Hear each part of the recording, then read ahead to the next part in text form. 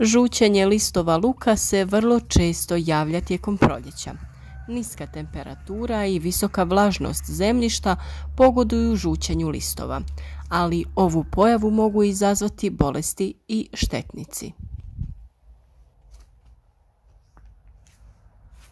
Biljke crvenog luka i češnjaka su krajem zime i početkom proljeća vrlo osjetljive. Vrlo često na ozimim lukovima u ovom periodu primjećujemo simptome žućenja i propadanja listova. Ovi simptomi mogu biti izazvani promjenom uvjeta, pojavom bolesti ili napadom štetnika. Rezultat žućenja listova luka može biti smanjen rast i prinos, ali i potpuno propadanje biljaka. Nakon otapanja snijega biljke ozimog luka su ostale nezaštićene, a uslijed variranja dnevne i noćne temperature listovi postaju žuto obojeni. Zbog kiše zemlja je prevlažna, što još više pospješuje pojavu žutila na listovima. Kombinacija ova dva faktora rezultira gušenjem korijena i smanjenim usvajanjem hraniva.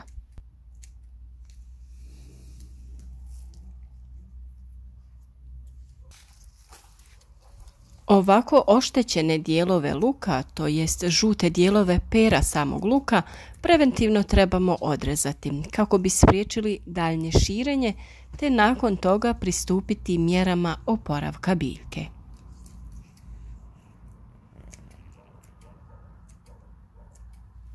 Kako bi se usjev luka što brže oporavio, potrebno ga je prihraniti, a s rastom temperature i luk se oporavlja od pojave žutila.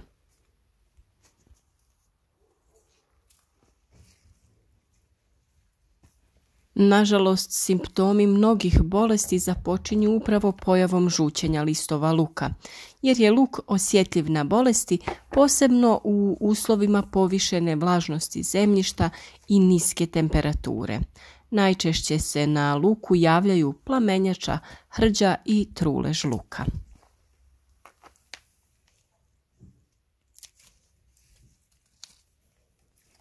Upravo plamenjača je najčešće oboljenje luka koje se jako brzo širi. Bolest se javlja na crvenom luku, češnjaku, poriluku i luku vlascu.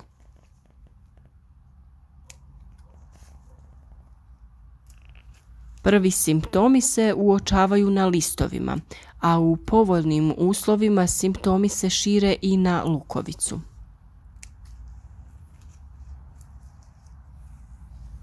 Simptomi na listovima su najbolje vidljivi u jutarnjim satima kada se zbog vlage na listovima formira tamna prevlaka.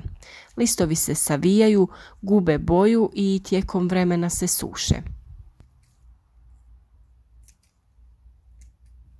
Optimalni uslovi za razvoj bolesti su temperatura do 10 stepeni uz povišenu vlažnost.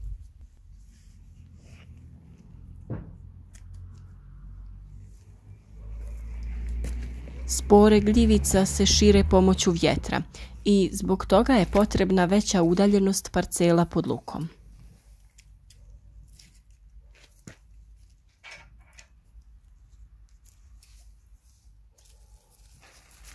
Kako bi se spriječilo širenje ovog oboljenja, potrebno je barem jednom sedmično pregledati usjev luka.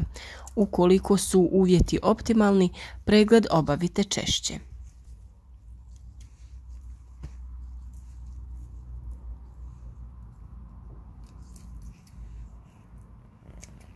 Hrđa luka se najčešće javlja kada je proljeće kišno i vlažno tijekom dužeg perioda.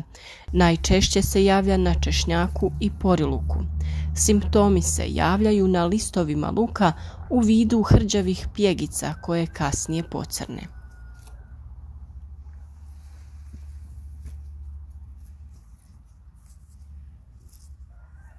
Ova bolest se brzo širi, a napadnuti listovi se suše, što za posljedicu ima umanjen prinos.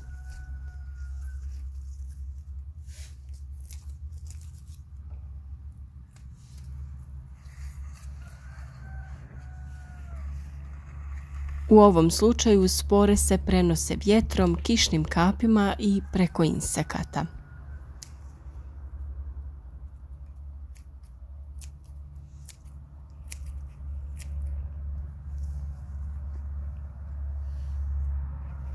Pojavi i širenju hrđe luka pogoduje i pretjerana gnojidba dušičnim gnojivima. Kod viška dušika u ishrani slabi mehanička struktura listova.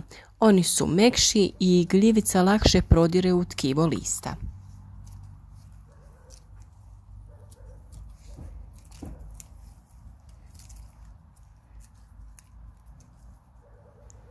Trulež luka izazivaju brojne gljivice, a za sve je zajedničko da izazivaju oboljenje koje se može pojaviti u bilo kojem razvojnom stadiju luka, ali i tijekom skladištenja.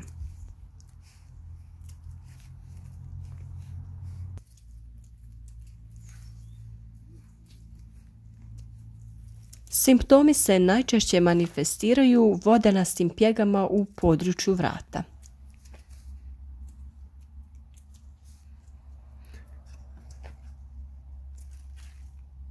Nažalost, pojava ovog oboljenja vrlo često prođe neprimjećeno i do razvoja bolesti dolazi tek na uskladištenim glavicama luka.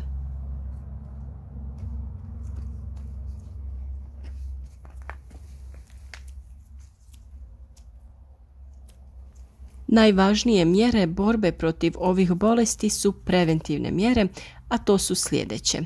Kod sjetve odabrati otporne sorte. Morate obratiti pažnju na gnojidbu, jer ne treba pretjerivati sa dušičnim gnojivima. Treba drenirati zemljište, to znači da treba kopati kanale okolo gredica na kojima sadimo luk.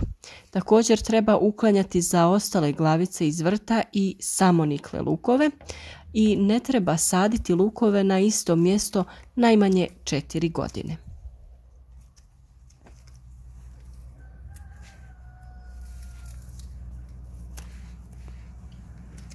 Preventivno se poslije svake kiše usjev luka može tretirati pripravkom od mlijeka i sode bikarbone.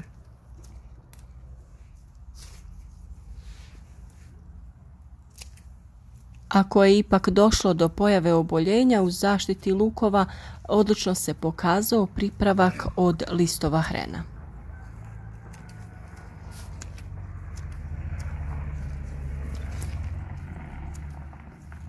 Napad štetnika također može dovesti do žućenja listova. Vrlo često kao rezultat napada lukove muhe možemo vidjeti žute listove.